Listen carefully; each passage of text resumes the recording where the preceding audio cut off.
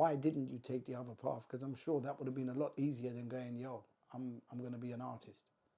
I think for me, growing up, my dad was always in jail. Like, that was just a standard thing. And like they say you learn from your parents, but you also learn. You don't actually have to. When they say you learn from your parents, it doesn't mean you're gonna actually follow them and copy them. You can actually learn from their mistakes. So I always saw jail as a no-go for me. I always saw my freedom as more valuable than any type of financial gain I could obtain. Do you understand?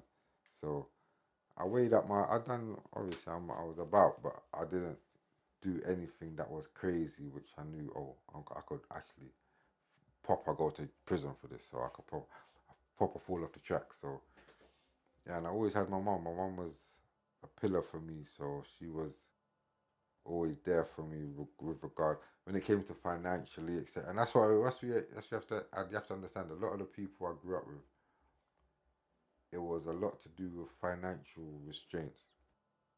Like, I was the only child on my mom's side, so if I ask my mom for something, she's gonna more time make it happen for me. But with a lot of my other friends' parents, etc., their lifestyles and their household wasn't as secure as mine, so they didn't have certain luxuries that I had. So they were not forced to make certain decisions, but they were more inclined to make certain decisions. Or it was easier to take the other path. Yeah, it was easier, etc. So yeah, like for me, I was always able to come home to peace and tranquility. You know, obviously there was everyone has their family problems, but some of my brothers and sisters and that, they had some different type of upbringings where I never excused their actions, but you can kind of sympathize with their position, so you can understand why they would have done certain things.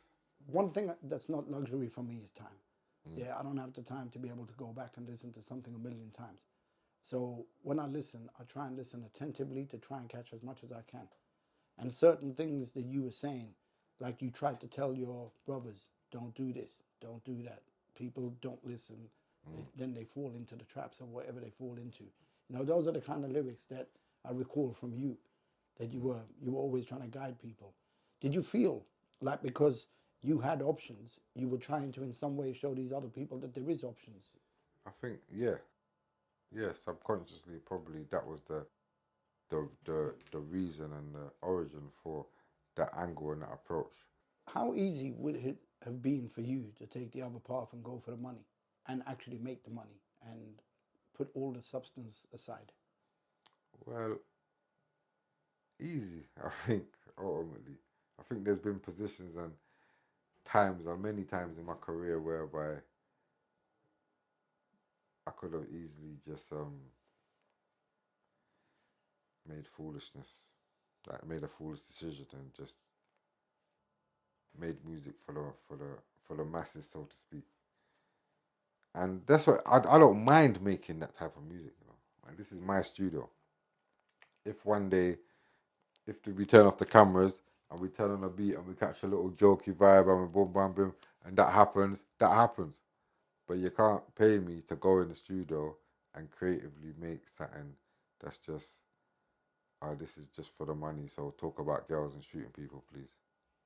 Nah, I'm alright. That's not really my bag.